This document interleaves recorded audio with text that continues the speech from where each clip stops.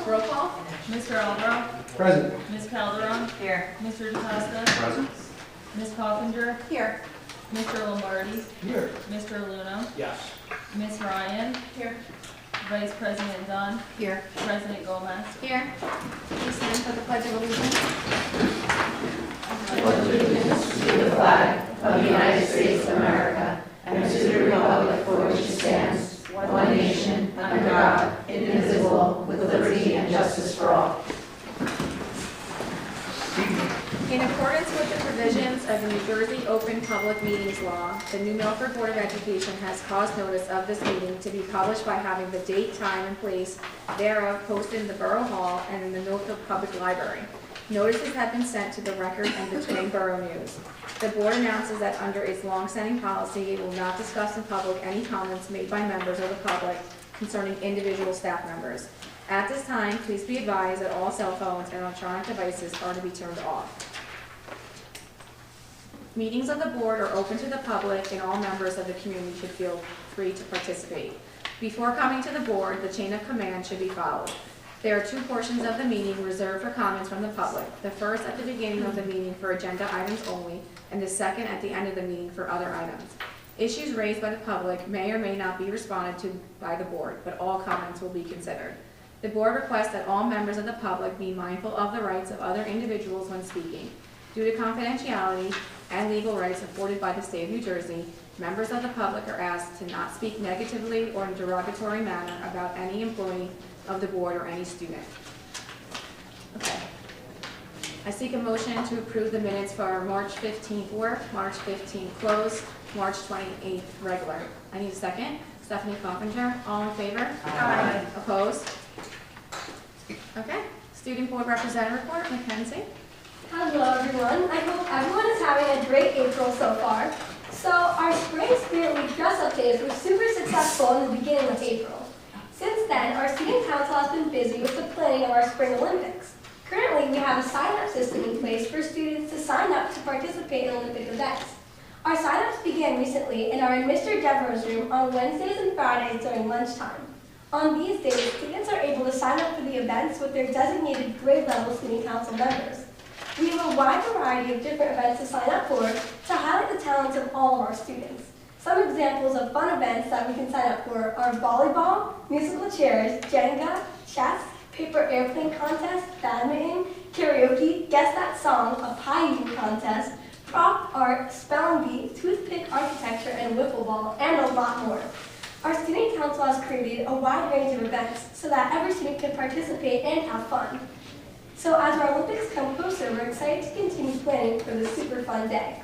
And in other very, very exciting news, auditions for the summer musical will be the first week of May. Our production will be in the first weekend of July, and students in grades 8 to 12 are allowed to audition. Also, our ensemble can be students interested from grades 3 to 7. Miss Bynum will be sending out all the details tomorrow. So without further ado, this summer's production is The Wizard of Oz. Ooh. Very exciting. That's where you're going to get the munchkins, grade 3. That's a good idea. Nice. Does anyone have any questions or Can I get one? comments? Stephanie? I have no questions, but I just wanted to tell you that the production of The Addams Family was fantastic, and you were brilliant in it. Thank Good you. job. And it was very quick thinking. Show Must Go On was literally never more present than having to completely change the entire thing to accommodate for the fact that you're basically fractured your ankle. Yes. So it just, I don't think if you didn't know, you wouldn't know. Like you knew that it was different, but I don't think you would know that that happened on Wednesday.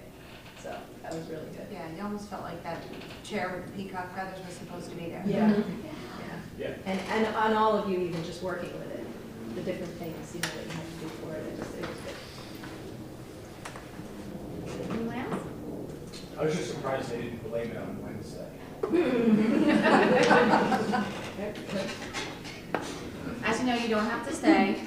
If you have nothing, you can leave whenever you want if you're busy. Okay? Thank you. Sure. Thank you so Nice much. one. Thank you. Have a nice Okay.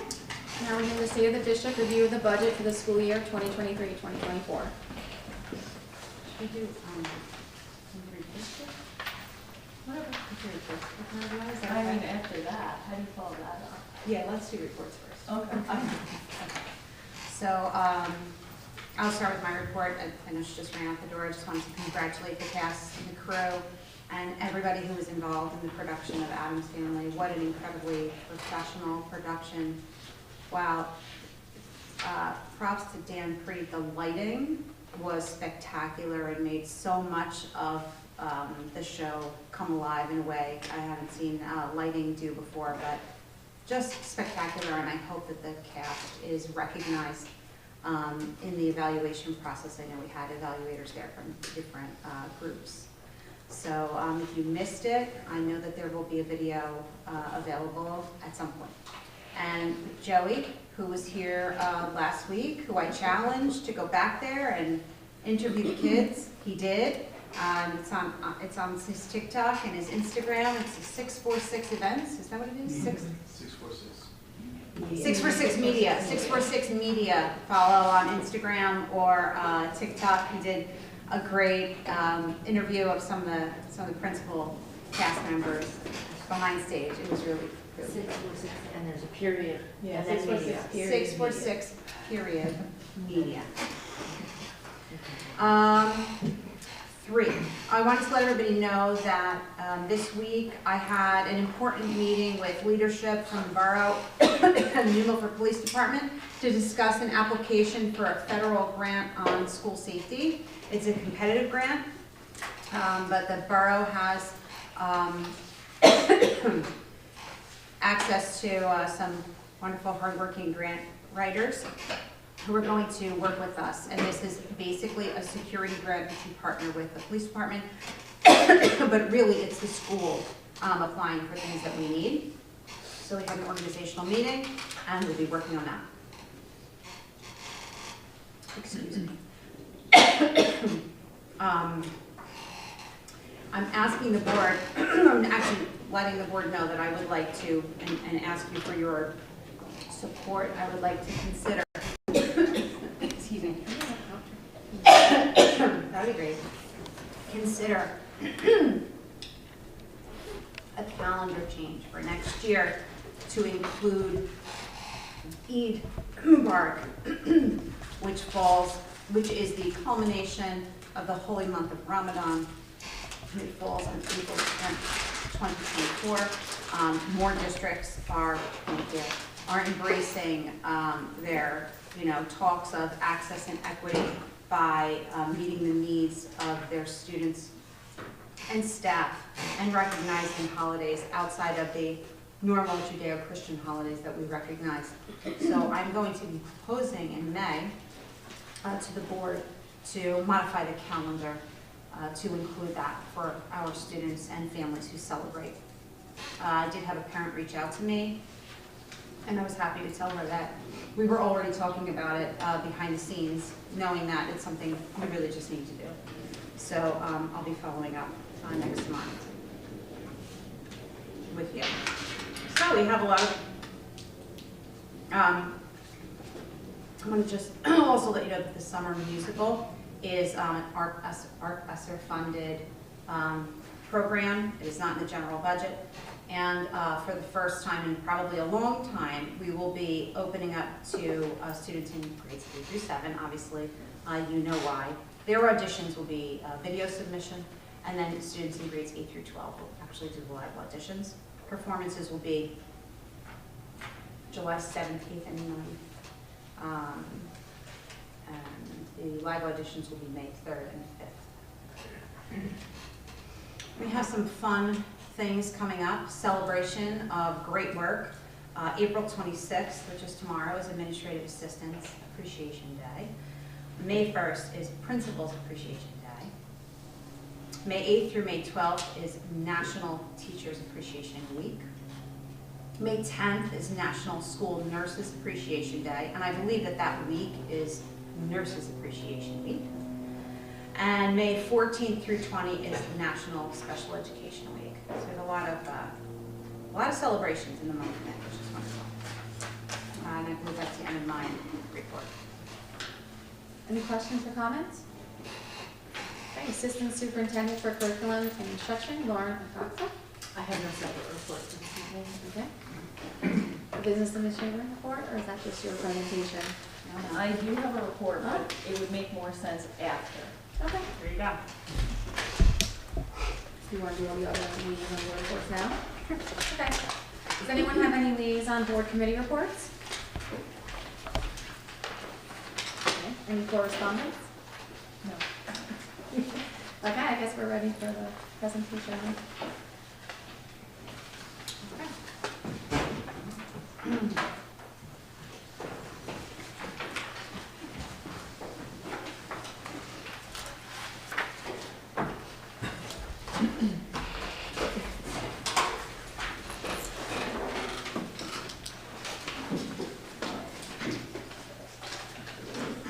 So good evening, everyone. You don't have to look now because there'll be nothing there for a little while. And Stephanie knows anything. Thank you very much for coming. And welcome to New Milford Public School District's annual budget address, affectionately called the State of the District Address for 2023. In years past, we have focused on a variety of themes, cultivating creativity in our students, the application of educational technology. We have focused on mental health and wellness, constructivist learning theory, the power of dreams, all of which emphasize the importance of the core skills: reading and writing, inquiry-based math, the synthesis of primary sources in social studies, data mining to advance student achievement, lab-based science, the effect of arts and music on brain development, etc. This year's budget presentation preparation season presented us with some very real challenges. And coming up with a theme that would harness the priorities in this budget was not easy. Instead of looking forward to how we would continue a 12-year trajectory of growth and innovation, which has been our mantra since 2010, out of necessity, we had to shift our focus to this year's theme, which is what matters most. Some of you may have recently seen what I believe are two very contrasting public rankings in the papers. The first one appeared last week and presented Berkeley Street School with a summative score of less than 50%. I'm not sure how the publications come up with this figure, when all of our schools have been deemed high performing in our most recent QSAC evaluation based on the same academic year as that report. So, although we always strive to do better, I would not put too much credence into this particular report. These reports are not what matters most. We present all state and local assessment data to the Board of Ed and to the public, and those reports are posted on our website. Historically, you can see multiple years. The two elementary schools are never that far apart from one another in achievement. Both have wonderful teachers, both use the same curriculum, both use the same pacing guides, programs, share professional development, evaluated by the same measurement tool, and very often by the same people. Both schools are high-performing schools, both of which schools I would choose for my own children. Conversely, the NewJersey.com rankings just came out and listed New Milford High School as one of the highest performing high schools in the state, 61 out of 350. This is an amazing improvement from more than 10 years ago when we were much lower in the bottom half, in the 200s to be certain. So now we're exceeding the ranking of some very high-profile schools with much larger budgets. So do we take a pause and do we celebrate this? Of course we do. But again, it's not what matters most. We know that these rankings are unreliable and often do not tell an entire story, paint an entire picture of student experience. And then they will be followed by New Jersey Monthly and U.S. News and World Report's rankings, which will be different yet again. These reports do not tell what it's like to be a student here in this district. They don't speak to college acceptances, the happiness factor, student involvement, service, school spirit, access to independent studies, etc. I was once friendly with, I still am friendly, with a superintendent whose high school was ranked #1 in the state on New Jersey Monthly's top high schools. And he said #1 is the worst place to be. You can only go down from there. A year or two later, his district dropped to #11, and they were calling for his resignation. So #1 or #11, it's not what matters most. What matters is that we offer a rich, comprehensive program in the New Milford Public Schools. Even NewJersey.com indicates, and I quote, that the purpose of these reports is to serve as one tool that can be used to identify successes and challenges, engage in dialogue, and work collectively toward improving the education and supports provided to all students. What matters the most?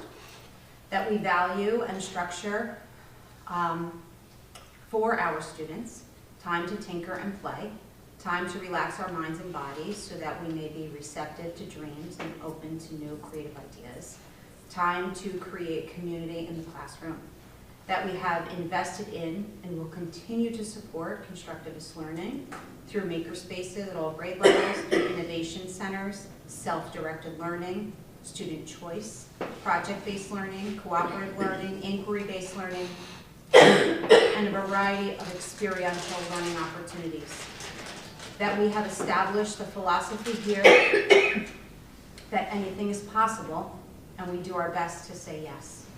That the Board of Ed has supported domestic and international travel opportunities for our students, including trips as far as China and Japan, one that is returning as we speak from Eastern European Holocaust tour. That we do this to champion students' learning and their passions and to foster rich learning environments. What matters is that the board has embraced the much-needed advisory program at David E. Owens to address the unique challenges at the middle level, and of course champion the district-wide social and emotional learning initiatives to nurture all students' development. What matters is that the board has celebrated the growth of the high school academy program, which are student-driven, passion-led, and continue to evolve in the past 12 years. In addition, we've grown our internship programs, our dual credit partnerships, and our independent study opportunities. And although we will not be offering new courses for next year, some courses that haven't run in recent years will see a fresh pass, and all of the new courses we added last year will remain in place. We are still committed to our practical performing and fine arts department and our athletics program. What matters is that our students are active and we continue to see their involvement in their achievements in the classrooms, on the fields, and even further in their competitive college acceptances, their merit offerings, and their chosen career paths, and in their commitments to the service of others. That is who we are and what we have successfully achieved here. And that, the budget, no matter how challenging, is still the mechanism that allows all of this to happen for the students. And that is, no, they are what matters most. And even during challenging budgetary times, as we will detail for you in this presentation, we continue to listen to our students and offer all that we can within our means. Specifically, in this year's budget, we are prioritizing our academic, co-curricular, and extracurricular programming. And even though we have proposed a variety of staffing cuts, we have paid close attention to class sizes in all sections. We have preserved tiered intervention services, ELL services, special education services, the academies, and all that our students enjoy during and beyond the school day. We have preserved all athletics and did not need to adopt any pay to play or pay to participate policies or practices. This budget includes attention to the most important needs in all content areas at all grade levels and was built from a zero base to address what matters most. It required some very difficult district-wide decisions to cut staffing. You will see these cuts, we will address them in the presentation this evening, and in some cases, people are being reduced, shared, or utilized in different capacities across schools to retain them. In some cases, that was not possible. That is the way we have maintained programming in a cost-effective manner. Hopefully, the powers that be in Trenton will find a way to correct the funding formula to equal the rising cost of running the business of education in New Jersey schools. And hopefully we will be in a better position next year than we are with this year's state aid reduction. Facilities projects, once again, unfortunately, wind up on the back burner. We have been delaying these types of projects for entirely too long now, and in order to address these facility needs, a referendum is likely in our future. Some of you may be wondering what is happening with the advertised stabilization aid of $376,496.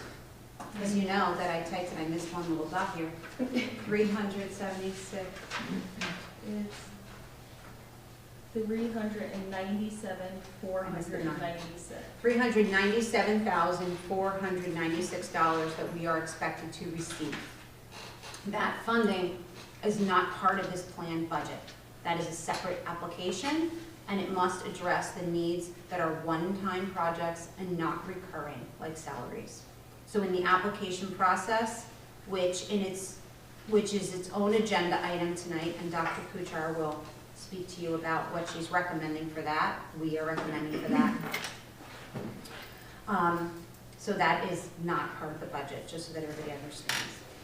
It's not easy to make such critical decisions, and I would be remiss if I didn't thank Stephanie for her diligent efforts to understand the educational side of what we do and to find creative solutions to avoid additional cuts in staffing. I thank Lauren Odoxter for her commitment to the continuity of instructional programming, the commitment to the tiered supports for our students who are struggling, and the utilization of grants to meet a variety of our students and staffing needs, creativity in addressing professional development needs of our faculty. And I'd like to thank the entire leadership team who really came together to support the necessary changes.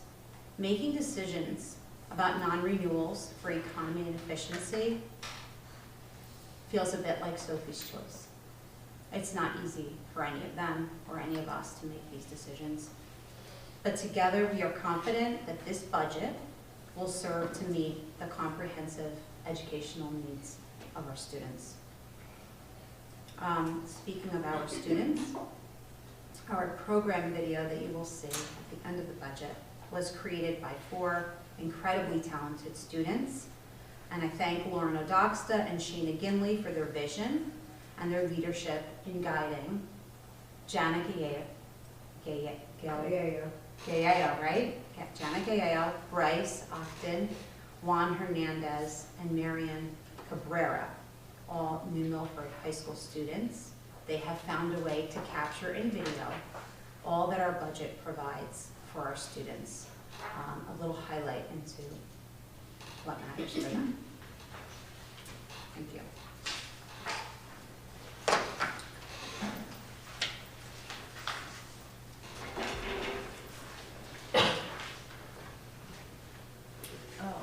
It's over a little too far, but Okay. before I get into the numbers of what the budget looks like, just some reasons of how did we get here. So this budget, before we even began in January of 2023, we had a 15.1% increase in health benefits. In October of 2022 is our open enrollment period where staff have a choice of remaining in the same coverage, waiving benefits, or moving to a different plan. What happened in October was that many staff members chose to, that were previously in a Direct 10 or a Direct 15, which is based on Chapter 78 coverage, moved into the Educator or Garden State Plan, which is based on Chapter 44, which lowers their percentage of contribution and increases the board share of costs. We also have been battling the increase in transportation costs post-COVID. What this means is that routes that are currently running in prior years are not being renewed, and they're going out to bid again for For example, we have one student who goes to an out-of-district placement in a neighboring town, and that one student transportation bill is near $100,000. So that's just part of the transportation issues that we've been dealing with. We're also in a negotiation year with the association, and what that means is this budget has to take into consideration an assumption on what those salaries were going to settle at. We also had a loss of state aid of $602,266. And what this means is not only did we not remain flat or get any money, but we also lost. So not only is it a loss of 602, but it's much greater than that. Like Ms. Shanley said, we also have the aging facilities, which are increasing our costs for facility needs. We did everything that we could to reduce that and hope that we don't run into bigger problems. When we began this process, we had about $5 million that we were looking to cut from the budget. And what that means is, in zero-based budgeting, you don't take what you had in this year and roll it into next year and increase it based on inflation and other costs. We started from nothing. We asked the leadership team and the building administrators, based on student and building needs, what requests do you have that need to be incorporated into this budget? And that's how we arrived at the number that was approximately $5 million, where we are today.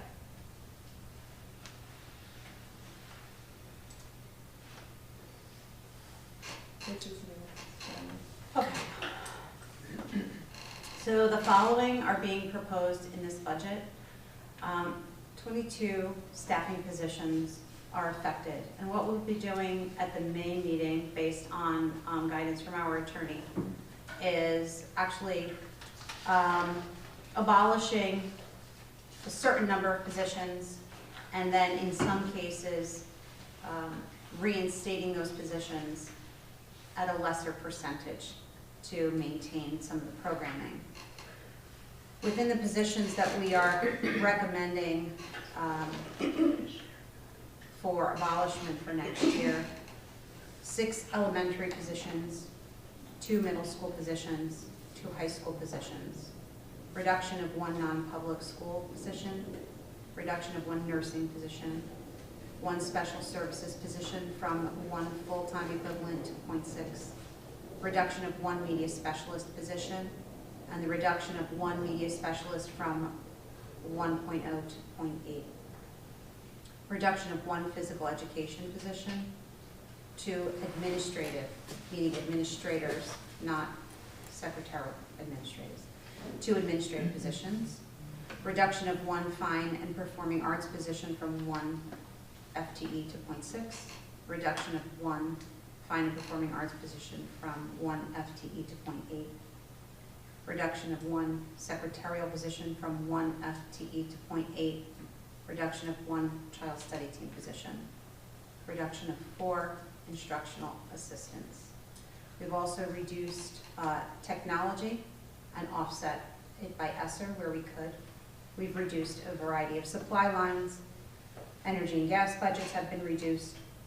We've reduced our contract with Care Plus to half, reduced curriculum writing costs, professional development costs, and any requests for any new positions have been denied.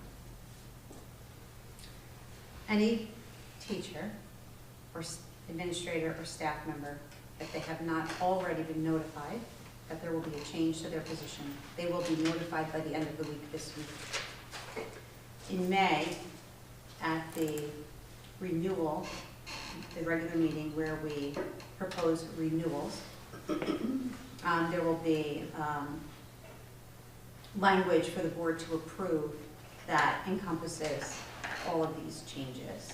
And at that point is when the board will be asked to actually vote on the changes for staffing that are included or not included in this budget. This is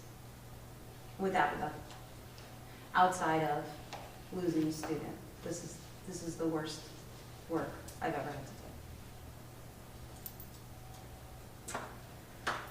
So these are the expenditures, but if I can just show it to you in a pie chart and then go through what they all are. The general education is the cost to run the buildings, supplies for teacher requests, for general education. Then the special education is any special education requests. Those could be consumables, but they're supplies and other needs. Athletics is anything related to the athletic department. Technology is across the district for any technology needs.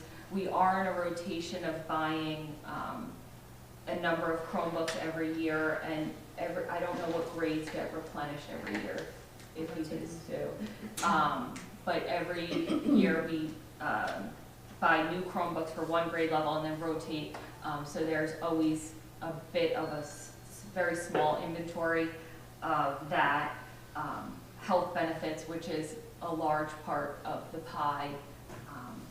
Then we have the salary, which is obviously the biggest portion. Insurance, which includes student accident, our umbrella coverages for all our vehicles, our buildings is in the insurance. Buildings and grounds is just over $3 million. Our transportation costs continue to rise. This is not only our in-district transportation, but also any non-public transportation routes that we're paying for, or any out-of-district students that we're transporting to out-of-district placements. General education tuition is for students who attend Bergen Tech and Bergen Academies. Special education tuition, that's just over $2.5 million, is for any student with significant needs that we cannot maintain and keep in district. They are sent out. And then this budget does have capital projects, and those two capital projects that are being proposed are the Berkeley roof and the high school HVAC.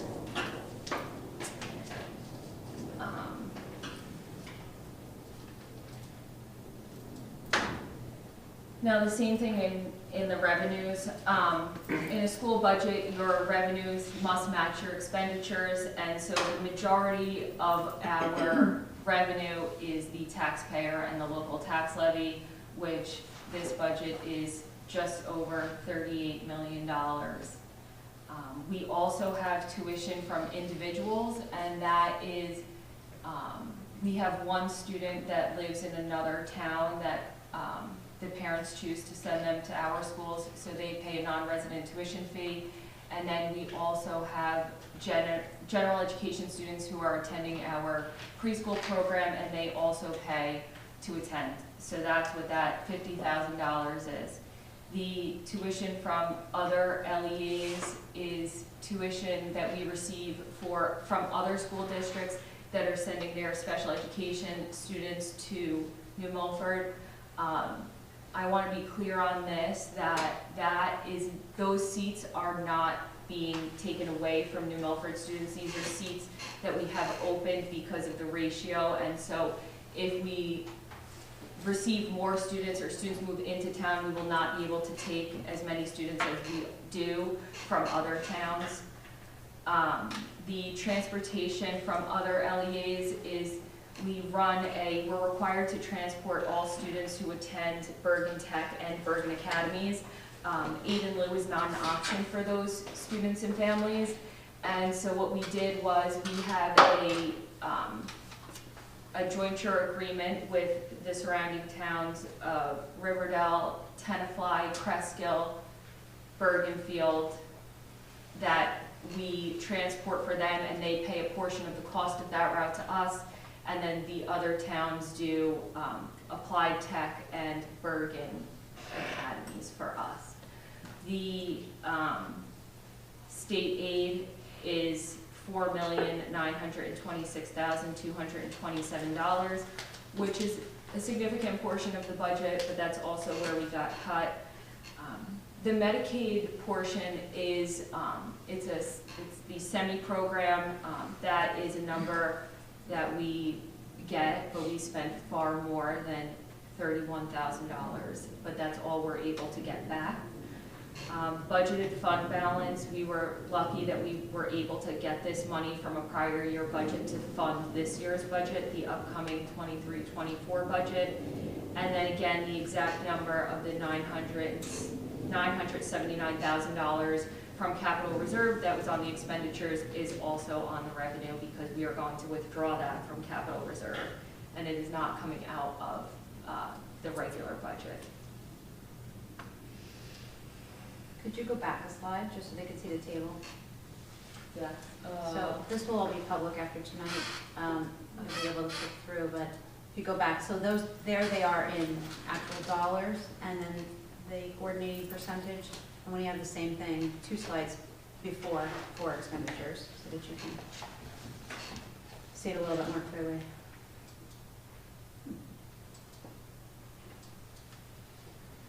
Okay. So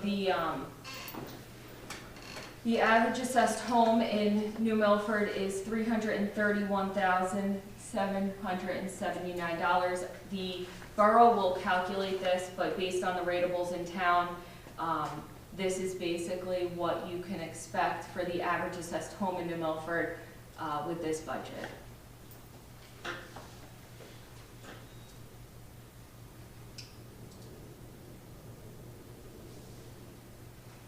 The end. Is there any questions?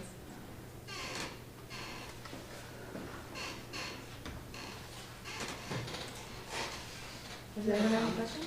Please, Ryan? It's not a question, it's a comment, because I just want to say a lack of question isn't, other than the fact that we've been talking about this and we had discussions, at least from my perspective, this isn't anything that we didn't already know from discussions with you. So that's really mostly why there is no question, not because there hasn't been any question, at least for me. Anyone else?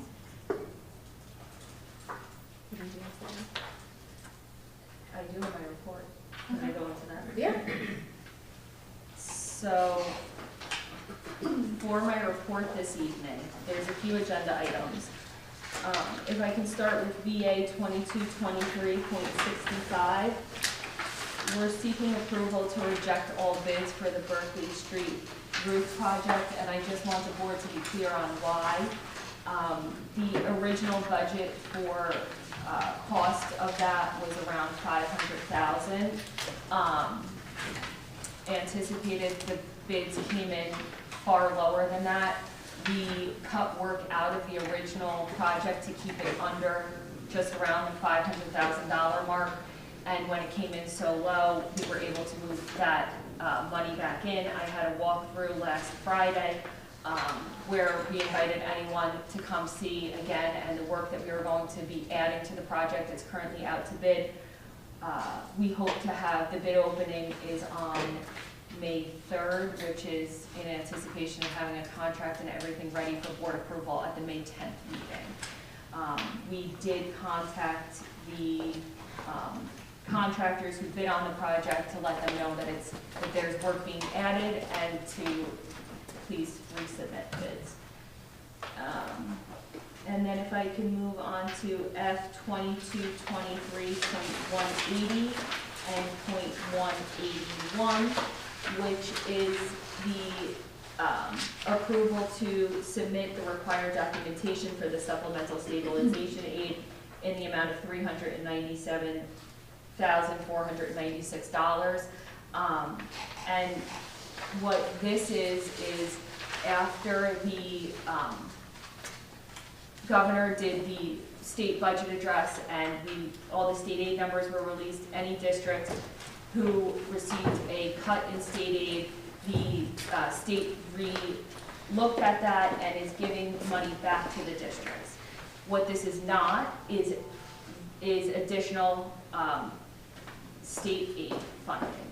It is, from my understanding, ESSER funding that they are reallocating to districts, which is why it's a one-time only dollar amount and not for the purposes of supporting salaries that we would just be moving down a year. So what we thought would be a good use of this money is to continue the security upgrades throughout the district. There was a big project that was originally in this budget that had to be cut, and there are some buildings that do not have adequate security, and so we are looking for the approval to submit the stabilization aid for security, and then a small portion of that, we lost the snack shack in Hurricane Ida, and we have not been able to secure a replacement, and every time we go to either put a structure back there in a flood zone,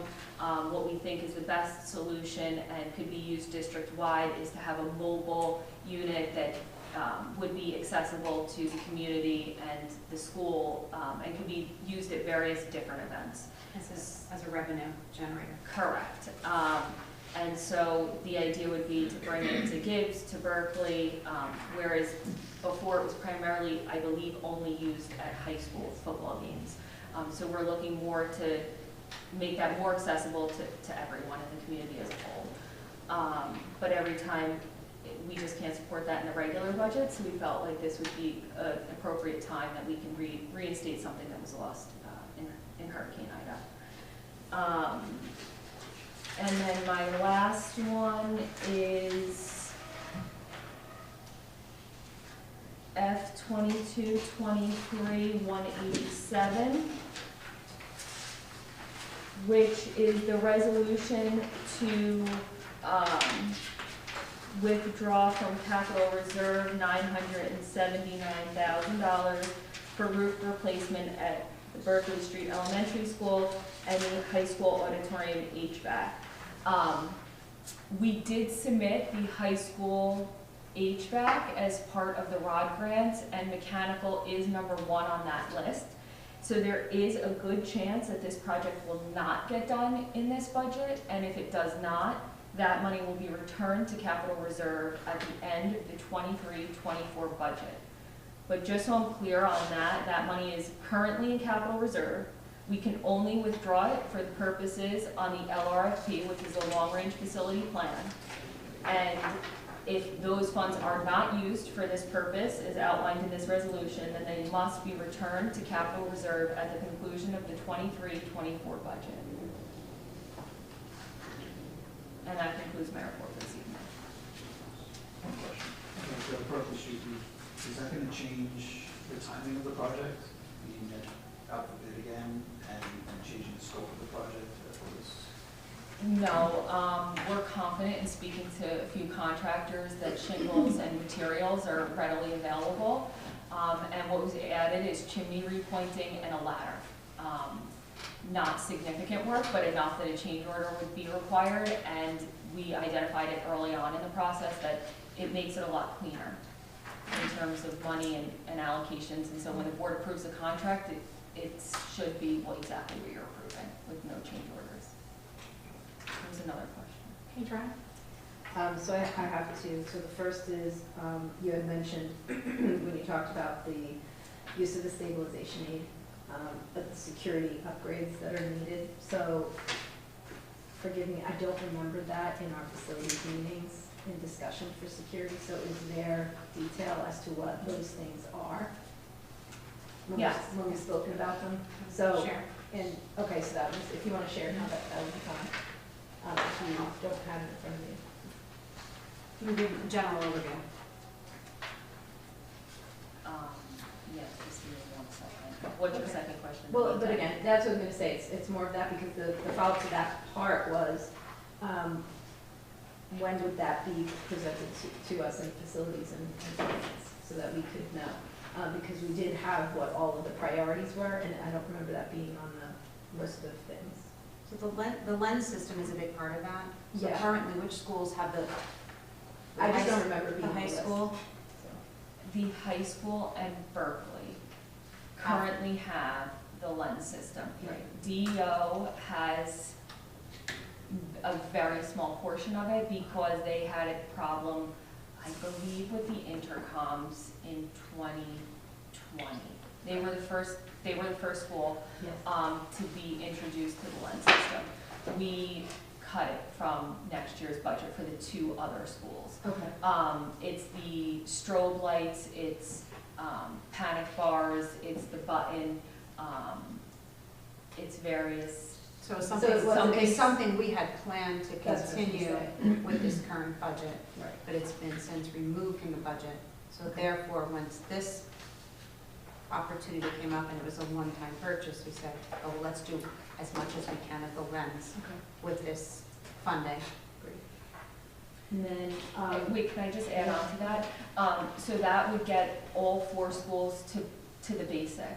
What Ms. Shanley was speaking about, the meeting with the borough and this COPS grant, Yeah. we would then seek additionals, so we would have exterior that we were in a lot, there would be additional measures that we would then be able to implement. so okay, so I won't ask that question because I didn't have that question until you just said that, so I won't do that yet. So then for that grant, because I know we're in talks, I know there's time to apply for it and all of that, is there a time frame for that? Yes, May. May Okay. 15th. Yeah, and then we would be notified technically, by the end of September.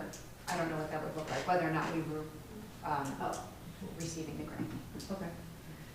And then the second question that I had was around something that you had mentioned when we said about the ROD grant, right? So apply for the ROD grant, and most likely, if that HVAC is very likely to be the kind of project that would get approved. And you said, so then most likely it wouldn't get done this year. So why? So the ROD grant funding would not be available until the 24-25 budget, and we would need to come up with 60% of that project, which would be the money that's in this budget. So we would get a So we portion of return that. 40% to the, essentially. It would actually never go back because it would go back in June, but in March of 2024, we would have a resolution to put it back into the budget for capital. So are you thinking that we would know with the ROD grant if that's going to be by June? Yes, we will know Okay. about the ROD grant prior to the approval of the 24-25 budget.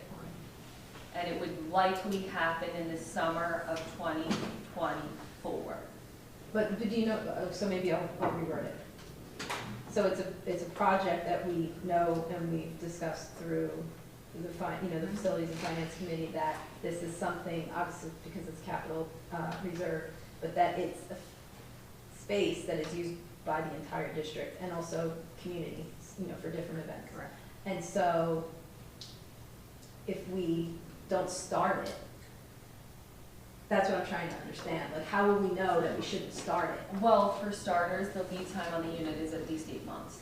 Right, so would we be starting with that project regardless, no matter what? No. Okay, so that's what I was trying to Oh, understand. okay.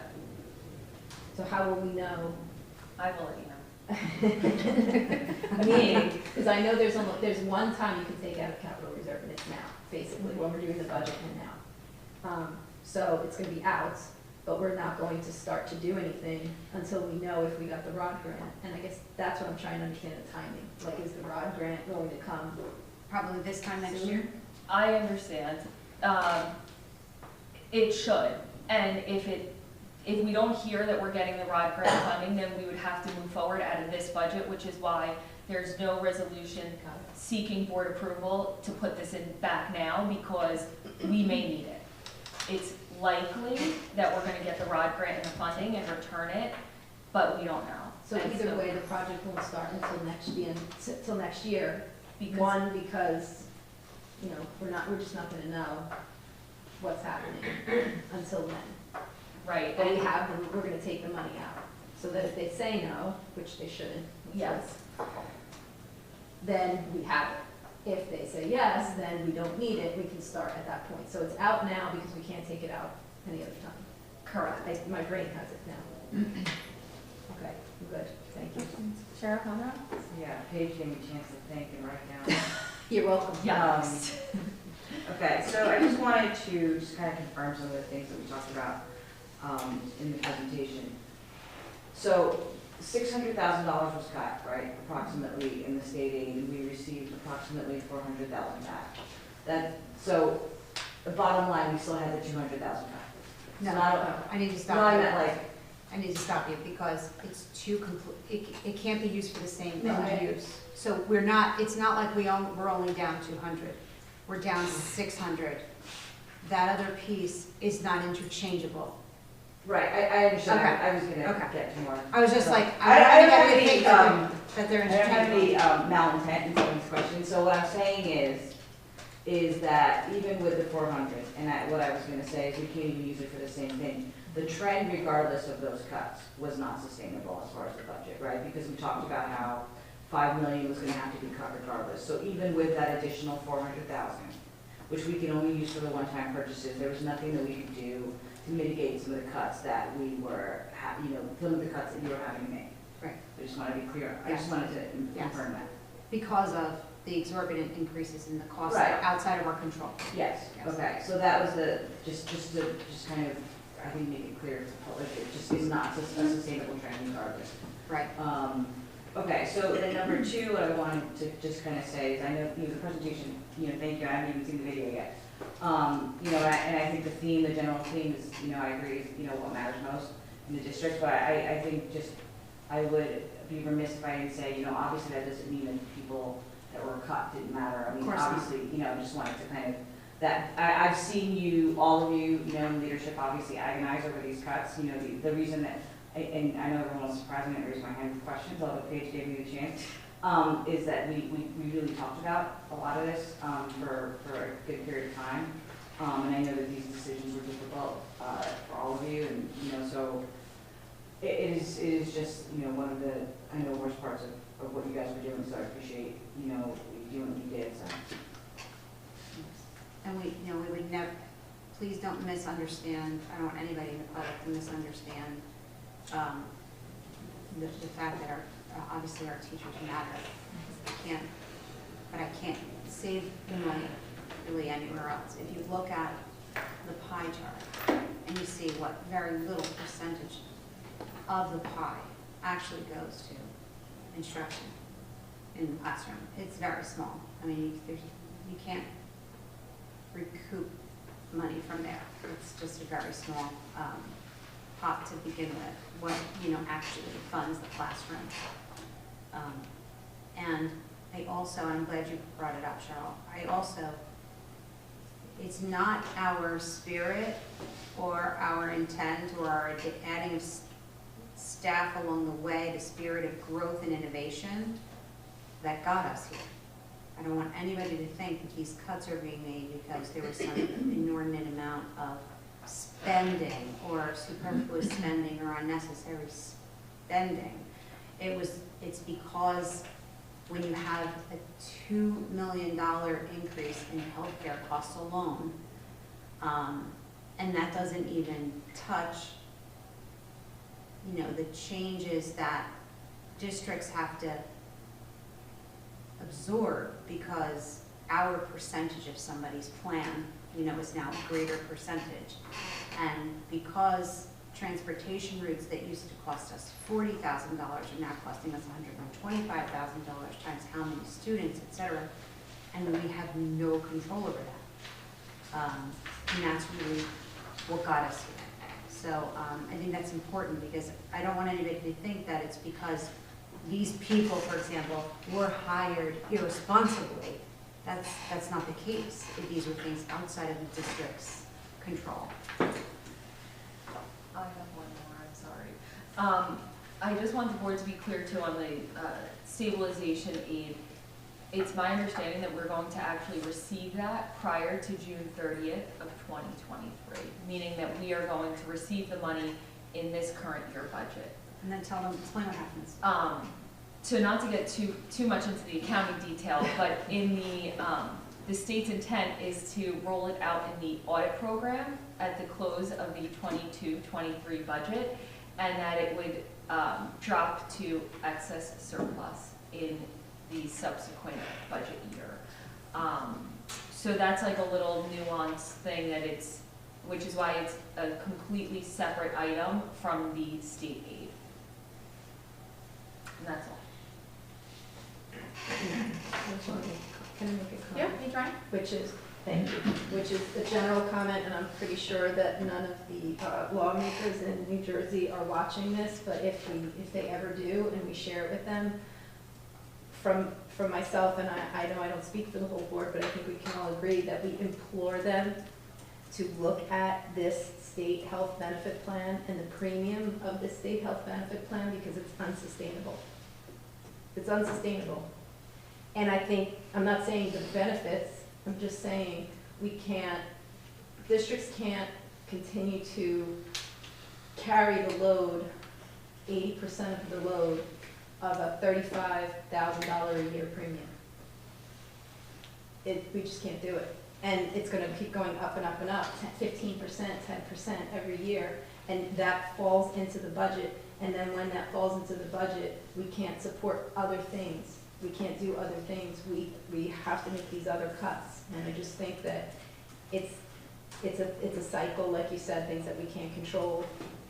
And I know that they don't really watch, but that is absolutely that, along with other costs like this, transportation costs. I would implore them to assist us in trying to solve this, because we're getting squeezed in every end.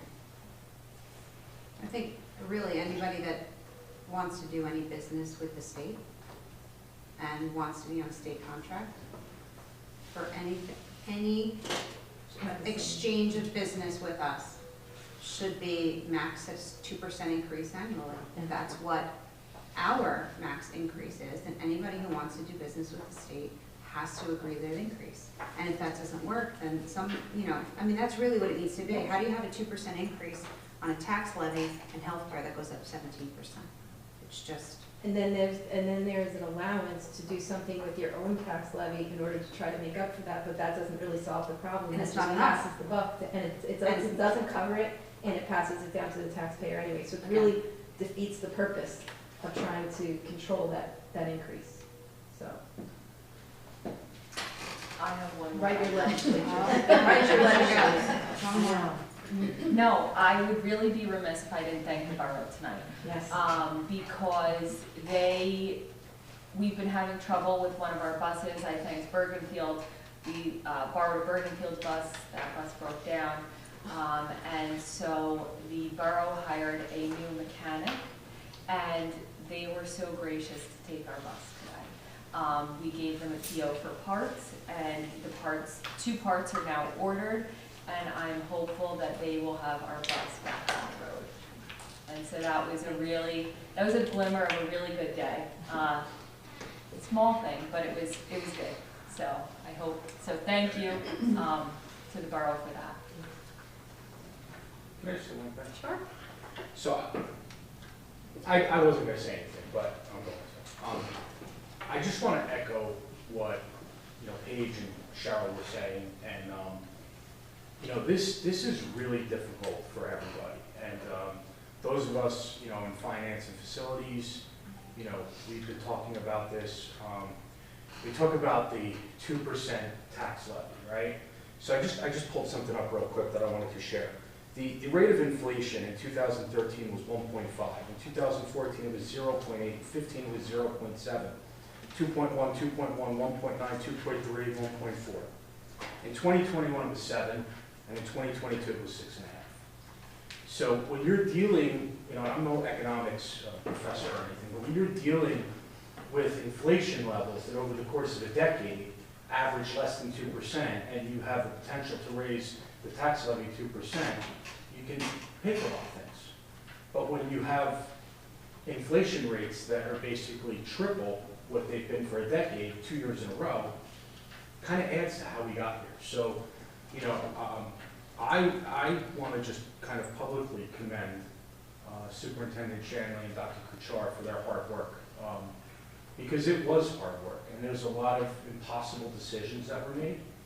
And I know that I've talked to the superintendent a bunch of times, and this is agonizing. This is awful, and a lot of hard work was done here, and a lot of really tough decisions were made. So I just want to, publicly thank both of you for your efforts in this, as tough as it was. It's not really what either one of us wanted to do. Can I jump in now? Yeah, now you can. Yeah. Of course. Hopefully, yes. Let's look on to We're happy looking at our kids. happy things, yeah. So good evening, everyone. As many of you know, this project has really become my favorite project of the year because it is the one that I get to work with our students on. So before we begin, I just wanted to thank the students who did work with me. It was Jana Gallego, who class of 2023, Bryce Upton, class of 2023, Juan Hernandez, class of 2024, and Marianne Cabrera, class of 2026. And also, I would like to thank Ms. Jana Gimley, who worked alongside of us, came when we visited all the buildings and filmed. It's really an exciting project because it gives the students an opportunity to look back on the programs that we have in place and kind of look at the whole continuum in just a few days and engage it with their peers through interviewing and asking questions, and it's always amazing to see the creativity that comes from this collaboration. So without further ado. A small town with big heart. New Milford's excellence shines not only through its intimate community, but through the promising opportunities our education system offers young minds. Our school administrators and faculty are committed to providing only the best education to the many students under the Milford School District. From elementary to high school and beyond, a wide variety of programs and activities are offered to students in order to assist in the natural development of their academic, social, and emotional skills. These efforts to educate and maintain a safe and welcoming learning environment guarantees that every student has the opportunity to soar high to their potential and beyond.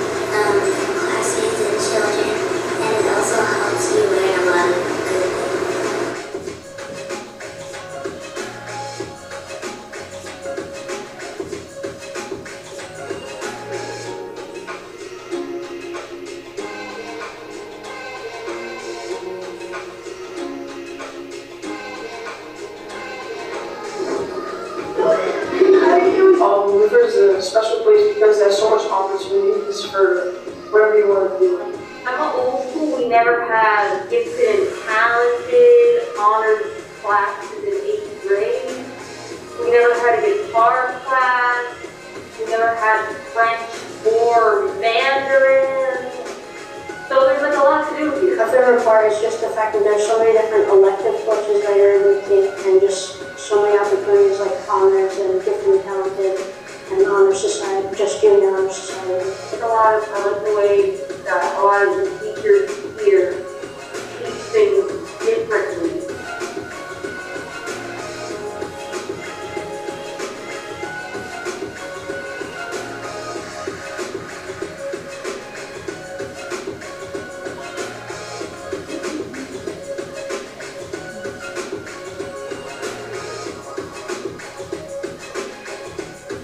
new experience, and I go every Wednesday to pharmacy. So I got to practice and see like if I really wanted to do pharmacy for the future. And I really like it there. It's like a nice break from school, but it's also like you get to learn stuff and it makes like certain stuff easier in college. I'm involved in high school and drum club, and I really feel that kind of helps solidify what I could do in the future, just be here every day after school. I think I really found like a love for it, and yeah, it's a really special program. Everybody's like they have their open arms, they want to like introduce you to something new. There's always like a new like pathway around the corner basically, so I think just being welcomed into like a place when you finally like move into a place. The internships, like I know that's not open to a lot of schools. I know like here it's very special to have something like that because you can have experience before you even go to college. So that's like already on your resume. And I know like the principal and the counselor is always like trying to get you to try new things and trying to like help you out a lot. So I feel like that's something that not a lot of colleges, schools, and communities like have, where like teachers are actually like caring for their students or anything like that. So I joined this class called Team Pep, and we're really preparing freshmen for the upcoming future, and like we really need to know. So it's just a good class. And yeah, I can't sit at a desk just like look at a piece of paper. Like I have to be moving around. Like I have to like for physics, for example, like it's a lot of projects. Like we just built a bridge and like see how much weight it can hold. So stuff like that would make like I can't sit. I love the science department that we have in Milford High School. I did a job today, and it was really great because you guys, it's a lot of like hands-on, so it's not like all like textbook stuff or like word problems. So that helps me learn. Love the opportunities I've gotten at Milford I'm in the musicals. I've been in the musicals all 4 years. Even when COVID was around, like we still found a way to do them. I'm in Triumph, I'm secretary of Triumph, I'm an ensemble, orchestra, choir, like all of those things, even though it's all different kinds of things, music, writing, performing, it all comes together and it's like one big family. I think that's really important in like, the performance world, but also just in a school environment. When you have a passion, whether it be science or performing or anything, you want to have like a community within that topic. So I think that's like really important, and I definitely get that sense of community within the music department. Something that I really love about the school academically is I got to participate in human development this year, which is the school's like, psychology class.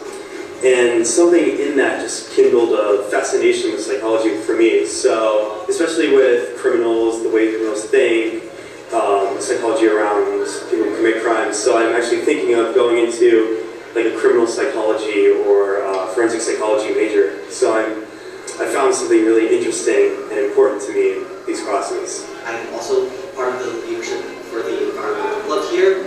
We've gone to the elementary schools a few times giving presentations, which I think is really good because when environmental related issues are such a big factor into modern existence, it's good to teach the future generation.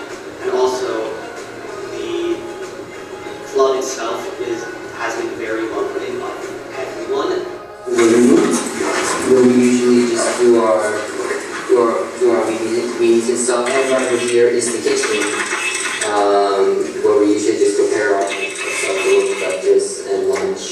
Well, the best thing that I love about Links is doing some national days and stuff, and especially like watching movies and stuff. Do everything from like it's great conversation at morning meeting.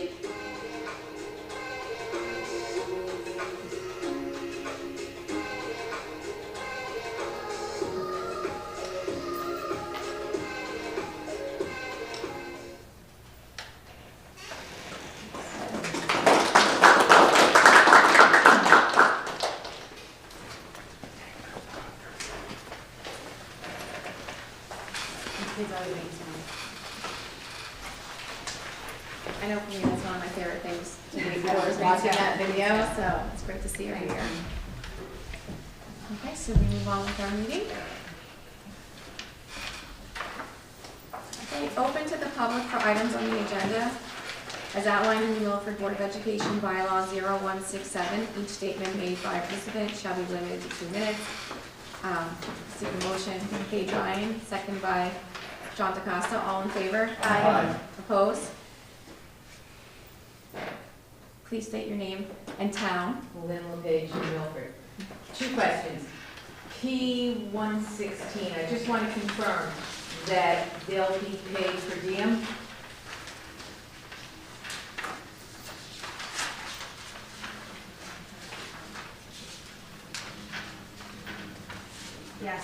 Yes, currently, that is how they are paid. Okay. Unless there's some change to the contract that hasn't been settled. Right. And I think I know the answer to this. AC 19, it looks like, are we just joining the ice hockey team from Northern Valley? Yeah, we just approve it annually. So, oh, okay, so obviously We already have a coach it. co-op. Right, because there's no coaches, like, we don't have any coach involved. We don't. How is it no cost to the board though? How does it cost nothing?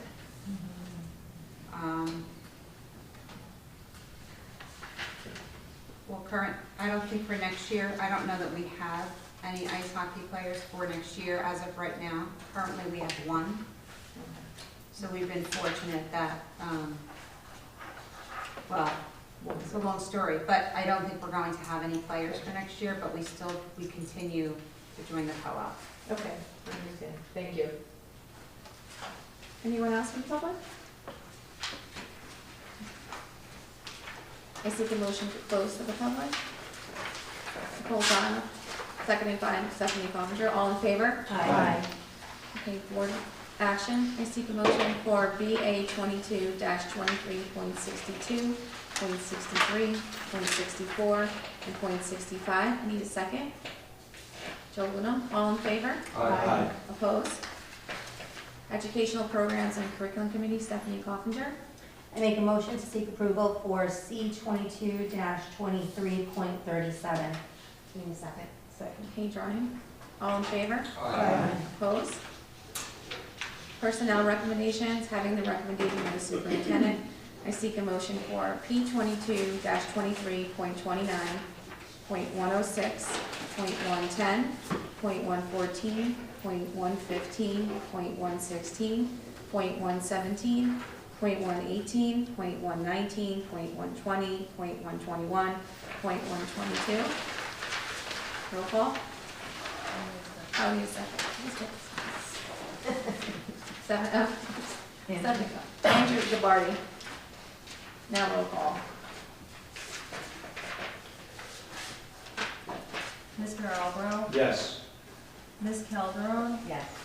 Mr. DeCosta? Yes. Ms. Coffinger? Yes. Mr. Lombardi? Yes. Mr. Luna? Yes. Ms. Ryan? Yes. Vice President Dunn? Yes. President Gomez? Yes. Finance and Facilities Committee, Paige Ryan. Thank you. I make a motion for approval for F22-23, .168, .169, .170, .171, .172, .173, .174, .175, .176, .177, .178, .179, .180, .181, .182, .183, .184, .185, .186, .187, .188, .189, .190, with a very big thank you to the Education Foundation, .191, .192, .193, .194, .195, .196, .197. Second. John DeCosta, all in favor? Aye. Opposed? Athletics Co-Curricular Committee, Nicole Dunn. I seek a motion for AC 22-23.19. Give me a second. Paige Ryan, all in favor? Aye. Opposed? Policy Committee, Anthony Alvarado. I seek to move this evening the second reading and adoption of the following policy and regulations. The abolishment of policy 1648.11 and policy 1648.13, which are related to the pandemic. Revisions of policy and regulation 2423. A revision and a new regulation for policy 2425. The revision of policy and regulation 5200. The revision of policy 5512. The revision of policy 8140. The regulation 8140 revision. revision of policy 8330 and the regulation 8330, the revision of regulation 8420.2, the regulation of 8420.7, and the regulation of 8420.10. Additionally, we have a second reading and adoption of the following policy. These are additional updates and revisions. Policy 2436, regulation and policy 5830, regulation and policy 7230, policy 9181, policy 4215, which is a revision to the Code of Ethics for all support staff, policy 3211, which is a revision to Code of Ethics for professional educators, and finally, regulation 2468. Need a second? Stephanie Coffinger, all in favor? Aye. Opposed? Ad hoc bylaws committee, Paige Ryan. I make a motion for approval for the second reading and adoption of the following bylaws: 0163, 0164, 0164.6, 0165, 0166, 0167, and 0168. Need a second? Angela Lombardi, all in favor? Aye. Opposed? Okay. Any old business? Any new business? Okay, open to the public. As outlined in the Milford Board of Education bylaw 0167, each statement made by a participant shall be limited to 3 minutes as per revision of the bylaw 0167. I need a second. John Luna, all in favor? Aye. Oh. It's all good. Now you're John from now on. You've been one Opposed? person. Okay. We shouldn't call you Stephanie. That's true. Any questions or comments from the public? Okay, I see good. Motion to close. Paige Ryan, Second. Stephanie Coffinger, all in favor? Aye. Opposed? Is there any request for any board member information? No? Okay, I seek a motion to adjourn. Nicole Dunn, seconded by, oh, that is my second. All in favor? Aye. Opposed? Okay. Our next meeting notice is May 9th, work session. Thank you, everyone.